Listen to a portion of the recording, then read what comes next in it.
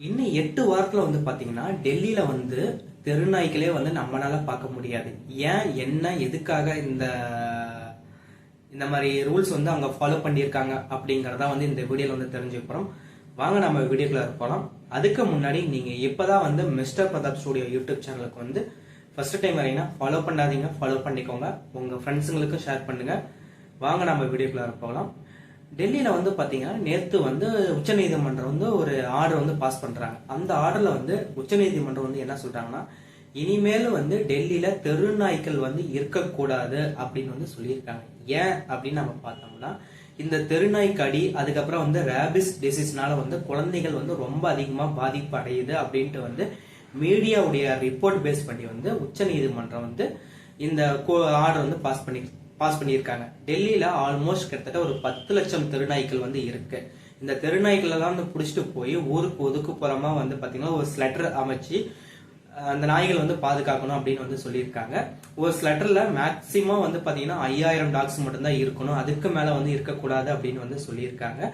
Already இந்த தெருநாய்களை control பண்றதுக்கு கருத்தடை, அதுக்கப்புறம் தடுப்பூசி, இந்த மாதிரி செயல்முறை நடைமுறை இருந்தாலும் உச்ச நீதிமன்றம் இந்த ஆர்டர் பாஸ் பண்றதுனால இந்த நாய்க்கள் வளர்க்கக்கூடிய சமூக நல ஆர்வலர் அவங்க கிட்ட பாத்தீங்கன்னா இது ஒரு மிகப்பெரிய ஒரு தாக்கத்தை ஏற்படுத்தியிருக்கு.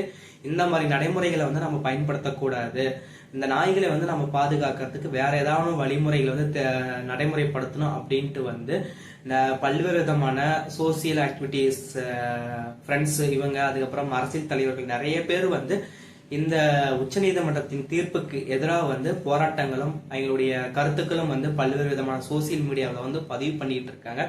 இது எந்த அளவுக்கு பாசிபிள் அப்படின்னு தெரியல. ஏன் உச்சநீதிமன்றம் இந்த ஆர்டர் பாஸ் பண்ணியிருக்காங்க அப்படின்னு நம்ம பார்த்துக்கிட்டோம்னா, குழந்தைகள் ரொம்ப அதிகமா இந்த மாதிரி நாய்க்கடி, ரேபிஸ் டிசீஸ் அதிகமா ஸ்ப்ரெட் ஆகுது, இந்த மாதிரி இதனால ரொம்ப பாதிப்பு அடைகிறாங்க.